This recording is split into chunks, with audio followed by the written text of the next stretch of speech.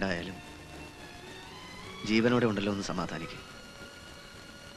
എന്നെങ്കിലും മനസ്സ് മാറുമ്പോൾ കുഞ്ഞിനെ കാണാനെങ്കിലും തിരിച്ചു വരും. വരൂടാ. ഞാൻ എൻ്റെ വിഷമം കൊണ്ട് എന്തൊക്കെയോ പറഞ്ഞു. അച്ഛൻ എന്നെ ഒന്ന് തല്ലിയിരുന്നെങ്കിൽ, അല്ലെങ്കിൽ എന്തെങ്കിലും ഒന്ന് പറഞ്ഞിരുന്നെങ്കിൽ. എല്ലാം കേട്ടു നിന്നു. എനിക്ക് അച്ഛനെ കാണണം, മാപ്പി ചോദിക്കണം, അതുകൊണ്ട് അന്വേഷിക്കണം എന്ന് പറഞ്ഞു. ഇനി പത്രത്തിലൊക്കെ പരസ്യം ചെയ്ത് അതുകൊണ്ടൊട്ട് ഫലമുണ്ടാവില്ല.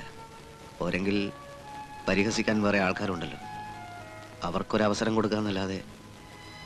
വേണ്ടടാ, നമുക്കങ്ങോട്ട് സഹിക്കാം. സഹിച്ചല്ലേ പറ്റൂ.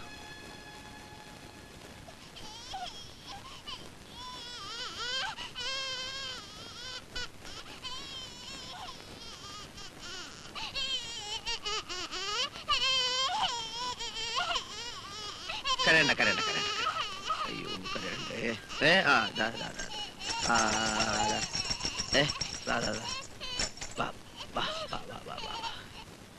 കരയണ്ട കരയണ്ട.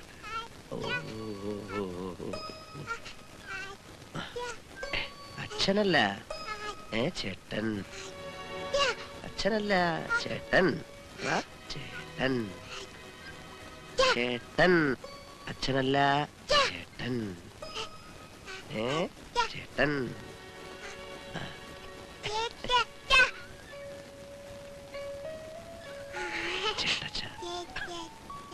ചേട്ടച്ച ചേട്ടച്ച ചേട്ടച്ച ചേട്ടച്ച ചേട്ടച്ച ചേട്ടച്ച.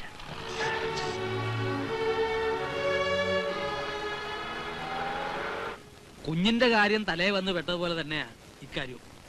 7-8 കല്യാണങ്ങൾക്കുള്ള സദ്യ ഏറ്റിട്ടാ ഈശ്വരപിള്ളച്ചേട്ടൻ പൊടിയും തട്ടിങ്ങ് പോയത്. അപ്പോൾ ഞങ്ങൾ തമ്മിൽ ഇരിപ്പോഷം വെച്ചിട്ട് എല്ലാവരും എന്നോടാ ചോദിക്കുന്നത് എന്താ വേണ്ടെന്ന്. അപ്പോൾ ഉണ്ണി തന്നെ ചേട്ടത്തിൽ തന്നെ പറ എന്താ വേണ്ടേ. എന്താ വേണ്ടെന്ന് വെച്ചാ എരിശ്ശേരിയുമായിട്ട് ആലോചിച്ചിട്ട് തീരുമാനിക്കാം. അയാളെ ഏർപ്പെടുത്തിയാൽ ശരിയാവില്ല, മുഴുവൻ പുളിശ്ശേരിയായി കളയും. ഈ വെളിച്ചെണ്ണയ്ക്ക് പകരം ചാരായ ഒഴിച്ച് കടി വറുക്കുന്ന അയാള്. എന്റെ പൊന്നു വാര്യർ സാറേ, ഈ ചേട്ടത്തിനോട് ഒന്ന് പറ, ഈശ്വരപിള്ള ചേട്ടൻ അഡ്വാൻസ് വാങ്ങിയിട്ടുള്ള കല്യാണ സദ്യക്ക് നടത്തി കൊടുക്കാൻ. ഈ വർമ്മ സാറിന്റെ മോളുടെ കല്യാണം മറ്റന്നാളാ. എടോ അത് തന്നെയാ ഇവിടെ പറഞ്ഞുകൊണ്ടിരിക്കുന്നത്.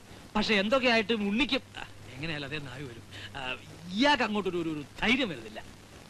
വർമ്മ സാറ് പേടിക്കണ്ട, ഈശ്വരപിള്ള ചേട്ടന്റെ സ്ഥാനത്ത് ഉണ്ണിയച്ഛൻ ഉണ്ടാവും, ചേട്ടച്ചൻ ഉണ്ടാവും. ബാക്കി കാര്യം ഞാൻ ഏറ്റു. എന്നെ കൂടെ പുകയ്ക്കരുത്. പുകഞ്ഞാലും നമ്മൾ നാറത്തില്ല, അതിലെനിക്ക് ധൈര്യമുണ്ട്. വർമ്മ സാറ് പോയിക്കോ. ഈശ്വരപിള്ള ചേട്ടൻ ഇല്ലാന്ന് വിചാരിച്ചിട്ട് ബേജാറാവണ്ട. ഈ ചേട്ടച്ചൻ ഈശ്വരപിള്ള ചേട്ടൻ തന്നെയാ. അതെ, അത് തന്നെയാ കൈപുണ്യം. മക്കളായാൽ ഇങ്ങനെ തന്തയ്ക്ക് പിറക്കണമെന്ന് പറയുന്നത് അതുകൊണ്ടാ. പിന്നെ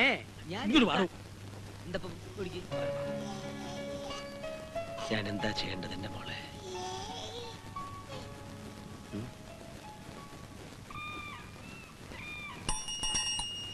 ഉണ്ണി, ഉണ്ണി. ആഹാ, ഞാൻ വിളിച്ചൊന്നും ഉണ്ണി കേട്ടില്ലേ? എനിക്ക് പഴയ പോലെ മീരെ ഫേസ് ചെയ്യാൻ വയ്യ. എത്ര നാളായി ഒന്ന് കണ്ടിട്ട്. ഫേസ് ചെയ്യാനാ ഞാൻ വന്നത്. നമുക്കിടയിൽ ഇപ്പോൾ ഒരുപാട് ബാധ്യതകളുണ്ട് മീര. ഈ കുഞ്ഞ്, 1,00,000 രൂപ, പിന്നെ ഞാനിപ്പോൾ ഒരടുപ്പി തീ കൂട്ടാൻ പോവാ. എവിടെയാ? എന്റെ മനസ്സിലാണോ?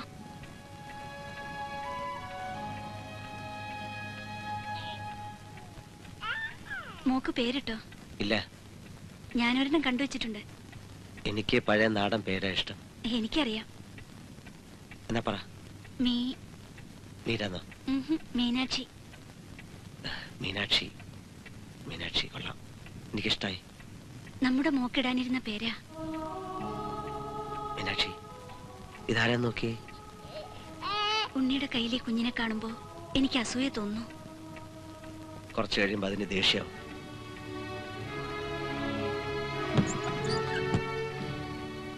ഉണ്ണി എന്തായി പറയുന്നേ?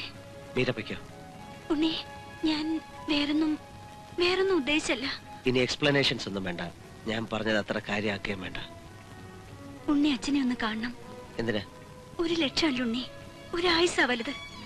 കാണോ? കാണാം.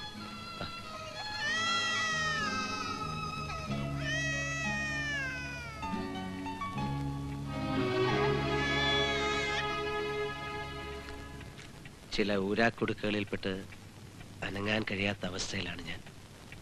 നമ്മൾ വിചാരിച്ചാൽ ചില കുരുക്കുകളൊക്കെ അഴിക്കാൻ കഴിയും. ഇന്നലെ തന്റെ ചേട്ടനും ഒരു ഭാര്യരും കൂടെ എന്നെ കാണാൻ വന്നിരുന്നു. എന്തിനാണെന്ന് തനിക്ക് ഊഹിക്കാമല്ലോ. അവരോട് ഞാൻ പ്രത്യേകിച്ചൊന്നും പറഞ്ഞില്ല. ആലോചിക്കാമെന്ന് പറഞ്ഞു. ഞാൻ അറിയാതെയാണ് സാർ. അതെനിക്ക് മനസ്സിലായി. അതല്ലേ ഞാൻ ഇങ്ങോട്ട് വന്നത്. ഒരു കല്യാണത്തെ പറ്റി പെട്ടെന്ന് ആലോചിക്കാൻ പറ്റിയ ഒരവസ്ഥയിലല്ല സാർ ഞാൻ. എനിക്കറിയാം. പക്ഷേ ഞാനും ഉണ്ണിയും വിചാരിച്ചാൽ നമുക്ക് മീരയെ രക്ഷിക്കാം. അച്ഛൻ വന്ന് ചോദിച്ചപ്പോ 1 ലക്ഷം രൂപ ഞാൻ കൊടുത്തത് സ്ത്രീധനമായിട്ടല്ല, ഉണ്ണിയോടുള്ള സോഫ്റ്റ് കോർണർ കൊണ്ട് എനിക്കാവുന്ന ഒരു സഹായം ചെയ്തു. That's all. എന്ന് വെച്ച് അതൊരു കടമായിട്ടോ ബാധ്യതയായിട്ടോ കരുതേണ്ടതില്ല. ഇനിയും തനിക്ക് ആവശ്യമുണ്ടെങ്കിൽ എത്ര വേണമെങ്കിലും തരാം. തന്നെ എനിക്ക് അത്രയ്ക്ക് ഇഷ്ടമാണ്. പക്ഷേ മീരയുടെ കാര്യം വരുമ്പോ ഞാൻ സ്വാർത്ഥന, സെൽഫിഷ് ലൈക്ക് എനിത്തിങ്. ഉണ്ണിയിൽ നിന്ന് ഉണ്ണി തന്നെ അവളെ പിന്തിരിപ്പിക്കണം. നിങ്ങൾക്കിടയിൽ നിങ്ങളുടേതല്ലാത്ത ഒരു കുഞ്ഞുണ്ടെന്നുള്ളത് പ്രോബ്ലമാണ് Unni. You can't deny it. You can't escape from it. അവൾ കരയുന്നു. അവൾക്ക് ഉണ്ണിയെ വേണം. മീരയ്ക്ക് മറ്റൊരാളെ കിട്ടും.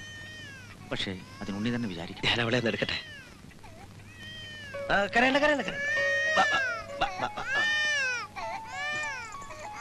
ഉണ്ണി, ഇതാ രക്തബന്ധം എന്ന് പറയുന്നത്. പറിച്ചെറിയാൻ പറ്റില്ല. അനുജത്തിയോട് നിനക്ക് ഇത്ര ഇഷ്ടമാണെങ്കിൽ ഞാനൊരച്ഛനാണ്. എന്റെ കാര്യം ഒന്ന് ഓർത്തു നോക്ക്. എന്റെ നെഞ്ചിടിപ്പ് നിനക്ക് മനസ്സിലാവും. യാചിക്കണമെങ്കിൽ യാചിക്കാം. മീര എനിക്ക് വിട്ടുതരണം.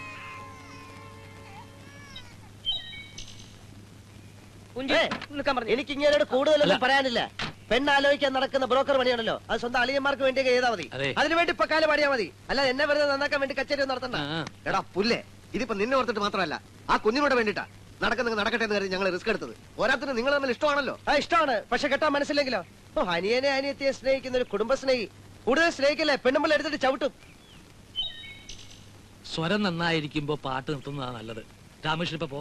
എടാ, അച്ഛൻ വാങ്ങിച്ച 1 ലക്ഷം രൂപ തിരിച്ചു കൊടുക്കാൻ നിന്നെ കൊണ്ട് പറ്റുമോ? പറ്റത്തില്ല. അപ്പൊ നീ ആ പെണ്ണിനെ കെട്ടണം. അതാ അതിന്റെ ന്യായം.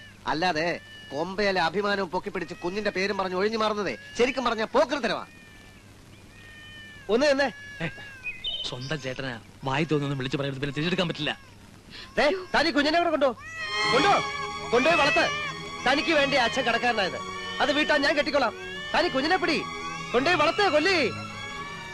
നീ അതിനെ കരയിക്കാതെ. എന്നോട് തന്നെയുള്ള വെറുപ്പ് കൊണ്ട് ഞാൻ എന്തൊക്കെ പറഞ്ഞു.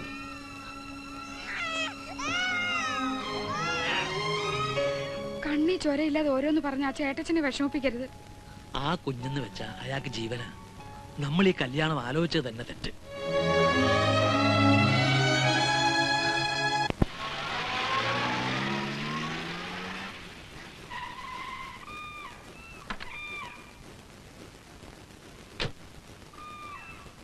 ഉണ്ണി എന്തിനാ അച്ഛനോട് കള്ളം പറഞ്ഞത്? കുഞ്ഞിന് നല്ല സുഖമല്ല, എനിക്ക് പോണം. പൊയ്ക്കോ. പക്ഷെ എനിക്കതറിയണം, ഉണ്ണി പറഞ്ഞ വിവാഹം കഴിക്കില്ലെന്ന്. എന്താ ഇപ്പൊ വേണ്ടത്? എനിക്കതറിയണം. പറഞ്ഞോ? പറഞ്ഞു. വിശ്വസിക്കാൻ പ്രയാസമാണെങ്കിൽ നേരിട്ട് തന്നെ പറയാം. വിവാഹം കഴിക്കാൻ സാധ്യമല്ലെന്ന് ഞാൻ പറഞ്ഞു. നിന്റെ അച്ഛൻ എന്നെ വിലക്കെടുക്കാൻ നോക്ക. പക്ഷെ എനിക്ക് എന്റെ ഈ മീനാക്ഷിയെ വലുത്. നിന്നെ അല്ല ഏത് പെണ്ണെ ഞാൻ കെട്ടിയാലും എനിക്ക് ഇവളെ നഷ്ടപ്പെടും. നിനക്കൊക്കെ കുഞ്ഞുങ്ങളുണ്ടാവുമ്പോ എന്റെ മീനാക്ഷിയെ വെറുക്കും. ഇവളൊരു ശല്യമായി തീരും. അല്ലെങ്കിൽ തന്നെ നീ എന്നോട് പറഞ്ഞില്ലേ ഇവളെ ചേട്ടന്റെയും ചേട്ടത്തിന്റെ അടുക്കലാക്കാൻ? ഇവൾ എന്റെ കയ്യിലിരിക്കുന്ന കാണുമ്പോൾ നിനക്ക് അസൂയാണെന്ന്. അസൂയ മാത്രമല്ല, ഇപ്പൊ തന്നെ കണ്ടില്ലേ കുഞ്ഞിന് സുഖമില്ല. പക്ഷെ നീ നിന്റെ കാര്യം നോക്കുന്നത്. അപ്പൊ കെട്ടിയാലത്തെ കഥയോ? എനിക്കത് ആലോചിക്കാൻ കൂടി വയ്യ. ഇനി ഈ കാര്യം പറഞ്ഞ് മീര എന്നെ കാണാൻ വരരുത്. അത് നടക്കില്ല. എനിക്കത് ഇഷ്ടമല്ല.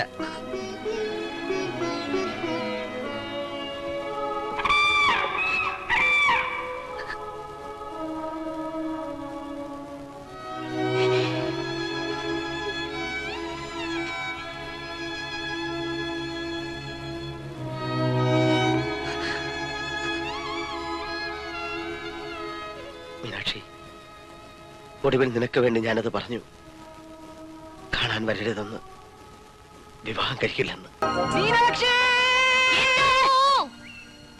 ചാന്ത് കൺമഷി പിന്നെ ആ വളാ പിന്നെ അതിന് കാശും കയറണം. ജോലി കിട്ടുമ്പോ തരാം. പിന്നെ ബീഡിയുടെ വാടയുണ്ടോ? ഇല്ല. ഞാനൊന്ന് വലിച്ചു നോക്കി. അയ്യോ ഭയങ്കര കയ്പാ. അമ്മ അറിഞ്ഞാ കൊല്ലും. ചേട്ടച്ചോട്ട് പോയിരിക്ക. ബലിയിടാൻ പോയിരിക്ക അച്ഛന്റെ. പിന്നെ ചേട്ടച്ച വന്നാൽ ഞാൻ വീഡിയോ വിളിച്ചാലും പറയല്ലേ.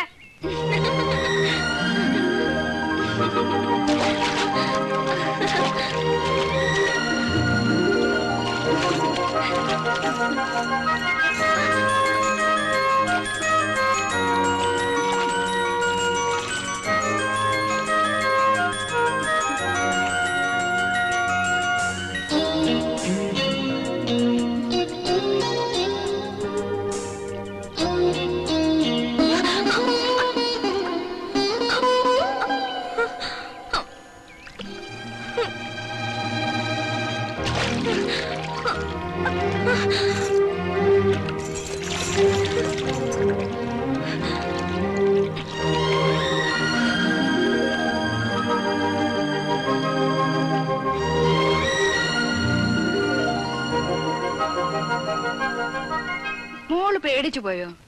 നീ നല്ല മിടുക്കത്തി കുട്ടിയാണെന്ന് അറിയിച്ചതല്ലേ? ചേട്ടച്ചൻ ബലിയിടാൻ പോയിട്ട് വന്നു? ഇല്ല. വരുമ്പോ നല്ല വിശേഷമാണെങ്കിൽ എങ്ങനെ അങ്ങോട്ട് പറയാ എന്ന് വെച്ച് പറയാണ്ടിരിക്കാൻ പറ്റൂ? ഇനി എണ്ണ പലഹാരം കുറെ തിന്ന. ഇനിയിപ്പോ ഒരു ചടങ്ങൊക്കെ ഉണ്ടേ.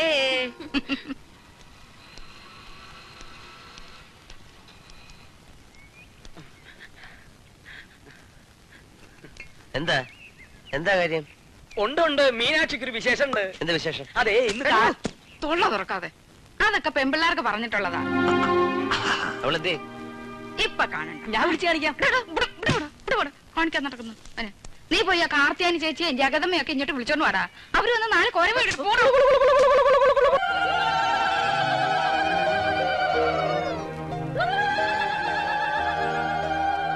ഉണ്ണിക്കുഞ്ഞെ നോക്കിക്കേ, ഇന്നലത്തെ മീനാക്ഷി അല്ല ഇന്നത്തെ മീനാക്ഷി.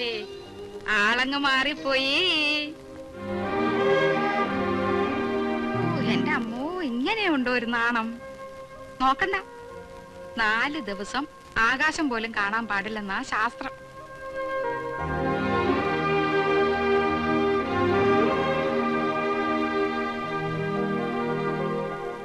ചേട്ടച്ചാ, ഈ മീനാക്ഷിക്ക് ഇപ്പൊ പെട്ടെന്ന് എന്താ പറ്റിയത്? ഒലക്കയുടെ മൂടൻ പിന്നാരം ചോദിക്കാൻ നടക്കുന്നു ഒരു മരങ്ങോടൻ. എന്റെ ദൈവമേ, ഇവനെ അവൻ കാര്യം കുറച്ചെങ്കിലും അറിയട്ടെ. മീനാക്ഷി വലിയ കുട്ടിയായി. ഇനി നിന്റെ കൂടെ പഴയതുപോലെ ഓടാനും ചാടാനും അവള് വരില്ല. ഇംഗ്ലീഷിൽ ഒരു സേയിങ് ഉണ്ട്, there is blood on the moon. വലിയ കുട്ടിയാകുമ്പോ നിനക്കത് മനസ്സിലാവും.